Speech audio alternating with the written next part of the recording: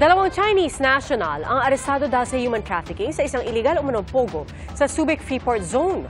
Saksi, si June Veneracion. Sinalakay ng PNP-CIDG ang isang iligal umanong pogo sa Subic Freeport Zone kung saan inaresto ang dalawang Chinese national na sangkot umano sa human trafficking. 18 Chinese din ang na-rescue sa lugar. Surveillance nga ng 2 weeks ang CIDG dahil sa impormasyon na binigay ng mga informante doon na may isang bilya na maraming Chinese ang lumalabas at pumapasok. So upon confirmation na may mga Chinese talaga, nag-apply kami ng search warrant. Kabilang sa mga na-recover ay mga computer, cellphone at mga bolo.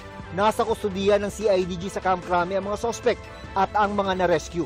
Sasampahan ng reklamong paglabag sa Anti-Trafficking in Persons Act ang mga suspect. Patuloy daw na nangangalap na impormasyon ang mga otoridad para matumbok ang iba pang iligal na pogo sa bansa. They start ng crackdown, sila ay nag-splinter na into small groups and yun yung nahihirapan tayo dahil kailangan natin ng mga mata ng ating komunidad.